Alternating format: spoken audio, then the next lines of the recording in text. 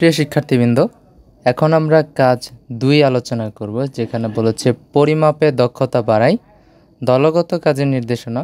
কাগজ কেটে একটি ত্রিমাত্রিক মডেল তৈরি করতে হবে যার দৈর্ঘ্য, প্রস্থ, উচ্চতা সমান থাকবে। দলগতভাবে কাজটি পরিকল্পনা করো এবং সবাই মিলে মডেলটি তৈরি করো।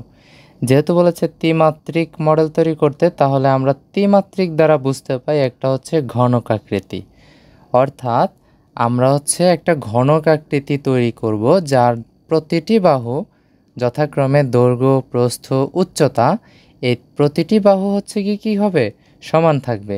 তো এই ক্ষেত্রে চিত্রটা আমরা এভাবে অঙ্কন করতে পারি। কাজ 2 এর ক্ষেত্রে পরিমাপের দক্ষতা বাড়ায় প্রদত্ত মডেলটি নিম্নে তৈরি করা হলো, এটা লিখে তারপর আমরা এভাবে এটাকে প্রেজেন্ট করতে পারি, যেখানে মডেল ধরা যাক মডেলটির দৈর্ঘ্য 15 সেন্টিমিটার, প্রস্থ 15 সেন্টিমিটার এবং উচ্চতা 15 সেন্টিমিটার।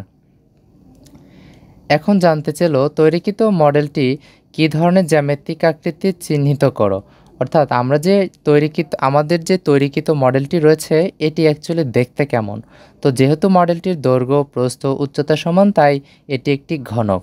এটা আমরা বলতে পারি 1 প্রশ্নের উত্তরে। 2 বলেছে তৈরিকৃত মডেলটির আয়তন ও একটি তলের ক্ষেত্রফল নির্ণয় করতে। অর্থাৎ এই যে আমাদের যে ঘনকটি অঙ্কন করেছি এটির আয়তন নির্ণয় করব।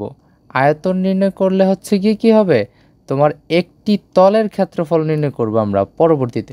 তো যেহেতু আয়তন নির্ণয় করব, আমরা একটি ঘনকের আয়তন নির্ণয়ের সূত্র হিসেবে বলতে পারি যে দৈর্ঘ্য গুণ প্রস্থ গুণ উচ্চতা। এই সূত্রের পর আমরা একটি তলের ক্ষেত্রফল নির্ণয় করব। এই ক্ষেত্রে আমরা এগুলো লিখতে পারি যেহেতু উক্ত মডেলটি একটি ঘনক আকৃতি, তাহলে আমরা আয়তন নির্ণয় করতে পারি এভাবে দৈর্ঘ্য গুণ প্রস্থ গুণ উচ্চতা।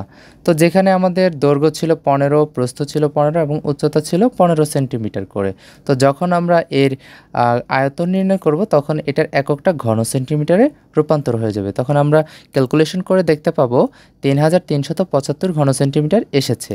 এখন আমাদের বলল যে মডেলটা, অর্থাৎ আমরা যে চিত্রটা অঙ্কন করেছি অথবা মডেলটা অঙ্কন করেছি সেটি একটি তলের ক্ষেত্রফল নির্ণয় করার জন্য। তো একটি তলের ক্ষেত্রফল যদি নির্ণয় করতে চাই, তো আমরা যদি একটু ঘনকের দিকে নজর দিই, তাহলে দেখতে পাবো ঘনকটা একটা আয়তাকৃতির। তো অর্থাৎ দুটি আয়তক্ষেত্র মিলে কিন্তু আমাদের একটা ঘন তৈরি হয়েছিল। তো এই পর্যায়ে আমরা একটি তলের যদি ক্ষেত্রফল নির্ণয় করতে চাই, অথবা আয়তক্ষেত্র বলো কিংবা যে এটা বর্গক্ষেত্র বলো, দুটোটা কিন্তু সেমই। তো সেই ক্ষেত্রে আমরা যদি একটি তলের ক্ষেত্রফল বের করতে চাই, তো এটার সূত্রটা হবে, যদি আয়তক্ষেত্র বিবেচনা করো তাহলে হবে দৈর্ঘ্য গুণ প্রস্থ, আর যদি বর্গক্ষেত্র বিবেচনা করো তাহলে হবে বাহু গুণ স্কোয়ার। তো সেই ক্ষেত্রে 15 × 15 হচ্ছে বাহু ইন্টু বাহু, যেখানে আমরা পেয়েছি 225 বর্গ সেন্টিমিটার। তাহলে আমরা একটি তলের ক্ষেত্রফল নির্ণয় করতে পেলাম এবং মডেলটার আয়তন নির্ণয় করতে পেলাম। এরপরের প্রশ্নটি রয়েছে তৈরিকৃত মডেলটি সম্পূর্ণরূপ তলের ক্ষেত্রফল নির্ণয় করা সম্ভব কিনা, উত্তরের সপক্ষে যুক্তি দাও। অর্থাৎ আমাদের যে আমরা যে ঘনকটা তৈরি করেছি এটি দিয়ে কি সম্পূর্ণ ক্ষেত্রফল নির্ণয় করা সম্ভব সম্পূর্ণ তলের? তো এটা আমাদেরকে উত্তরের সপক্ষে যুক্তি দিতে হবে। তো সেক্ষেত্রে আমরা লিখতে পারি আমার তৈরিকৃত মডেলের সম্পূর্ণ তলের ক্ষেত্রফল নির্ণয় করা সম্ভব। তো মডেলটির আকৃতি যেহেতু ঘনক আকৃতি, যেহেতু আমরা আকৃতিটা নিয়েছিলাম ঘনক আকৃতি, তাই সম্পূর্ণ তলের যদি ক্ষেত্রফল নির্ণয় করতে চাই, তো ঘনকের মূলত 6টি বাহু দ্বারা আবদ্ধ ক্ষেত্রকে আমরা ঘনত্ব ঘনক বলতে পারি। তো সেই ক্ষেত্রে প্রতিটি বাহুর সাথে আমাদের 6 × বাহু স্কোয়ার, অর্থাৎ বাহু যেটা থাকবে তার স্কোয়ার করতে হবে। তাহলে আমরা প্রতিটি বাহুর দৈর্ঘ্য দেখেছিলাম 15 সেন্টিমিটার করে, তাহলে 15 স্কোয়ার হবে ইন্টু হবে 6। তো এটি আমাদের সূত্র, অর্থাৎ সমগ্র তলের যদি ক্ষেত্রফল নির্ণয় করতে চাই তাহলে এই সূত্র দিয়ে করব। তো এখানে আমরা 6 × 15 হোল স্কোয়ার দিয়ে দেব, এবং 15 হোল স্কোয়ারের যে মান আসে 225, এবং 225-এর সাথে যদি আমরা 6 গুণ করি তাহলে পাবো 1350। তাহলে মূলত এটি আমাদের অ্যান্সার 3 নম্বরের জন্য। তো 4 নম্বরে জানতে চাইলো কাজ 1 সাশ্রয়ী হয়ে সঞ্চয় করি এ উল্লেখিত টেবিলটির একটি পৃষ্ঠার ক্ষেত্রফল ও তৈরিকৃত মডেলটির একটি পৃষ্ঠার ক্ষেত্রফলের অনুপাত কত হবে। অর্থাৎ আমরা যে এইখানে দেখেছিলাম যে সাশ্রয়ী হয়ে সঞ্চয় করি এখানে একটা টেবিলের পৃষ্ঠার ক্ষেত্রফল নির্ণয় করেছিলাম, ওই তৈরিকৃত মডেলটির একটি আমরা এখন যে আবার তৈরিকৃত মডেল তৈরি করেছি এটার যে ক্ষেত্রফলের অনুপাত হবে এই দুইটার অনুপাত কত এটা বের করতে বলেছে।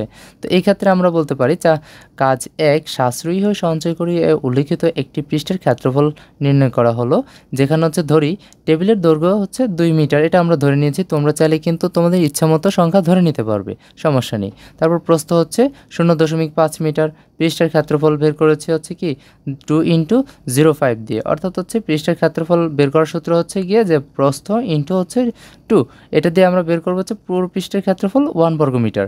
তো এখন আমার তৈরিকৃত মডেলটির প্রথম পৃষ্ঠার ক্ষেত্রফল ছিল 225 বর্গ সেন্টিমিটার, যেটা আমরা শুরুতে করে এসেছিলাম। তো টেবিলের পৃষ্ঠতলের ক্ষেত্রফল অনুপাত মডেলের পৃষ্ঠতলের ক্ষেত্রফলের অনুপাত। তো এখানে একটা জিনিস উল্লেখ করে দেই যে এইখানে তোমরা 10,000 দেখতে পাচ্ছ, সেটা হচ্ছে গিয়ে তোমার 1 বর্গ সেন্টিমিটার সমান হচ্ছে, অথবা 1 মিটার সমান আমরা বলতে পারি হচ্ছে কি কত 100 সেন্টিমিটার, ঠিক আছে। তো এটা হচ্ছে 100 সেন্টিমিটার 1 মিটারের জন্য, তাহলে 1 বর্গ সেন্টিমিটারের জন্য বলেছে, তাহলে এটার স্কোয়ার করে দাও, তাহলে হবে কত 1000 না হয়ে 10,000 হয়ে যাবে এটা। তাহলে এটার অ্যান্সার হবে 10,000। 1 বর্গ মিটার সমান আমরা জানি কত 10,000 বর্গ সেন্টিমিটার। তো সেখানে হচ্ছে অনুপাত দিব 225কে দিয়ে। তো এখন আমরা যদি ক্যালকুলেশন করি তাহলে দেখতে পাই হচ্ছে কি যে 4 তাহলে আমরা ক্যালকুলেশনের পর দেখতে পাই 400:9। এটা হচ্ছে কি টেবিলের পৃষ্ঠের ক্ষেত্রফল ও মডেলের পৃষ্ঠের ক্ষেত্রফলের রেজাল্ট। এবার আমরা 5 নম্বর সমাধানটি দেখব। কাজ 1 সাশ্রয়ী হয়ে সঞ্চয় করি এই উল্লিখিত টেবিলটির সমগ্র পৃষ্ঠের তলের ক্ষেত্রফলের সাপেক্ষে তৈরিকৃত মডেলটির সমগ্র তলের ক্ষেত্রফলকে শতকরা প্রকাশ করো। অর্থাৎ হচ্ছে আমরা যে এখন একটি অঙ্ক সমাধান করেছি, এই সমাধানের প্রেক্ষিতে হচ্ছে আমাদেরকে সমগ্র তলের পৃষ্ঠতলের ক্ষেত্রফল নির্ণয় করতে হবে এবং সেটার শতকরা বের করতে হবে। তো কাজ 1 আমরা ধরতে পারি টেবিলটির দৈর্ঘ্য হচ্ছে 2 মিটার, আমরা আবার কিন্তু ধরে নিচ্ছি, হ্যাঁ।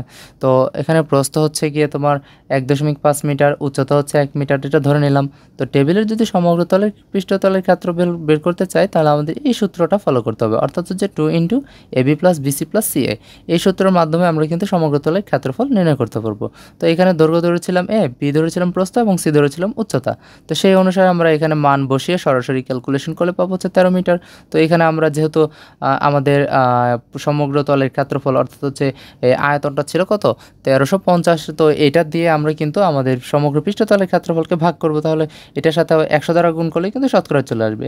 তো সেই অনুসারে আমরা 13 মিটারকে লিখতে পারি যে 1 মিটার সমান হচ্ছে 100 সেন্টিমিটার, অর্থাৎ হচ্ছে 13 মিটার সমান হচ্ছে 1300 সেন্টিমিটার, এটা হচ্ছে পাই।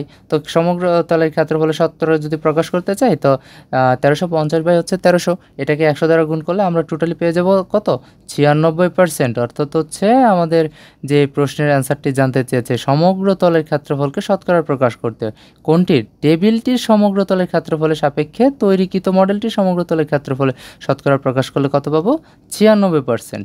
এটি ছিল তোমাদের 5 নম্বর প্রশ্নের অ্যান্সার।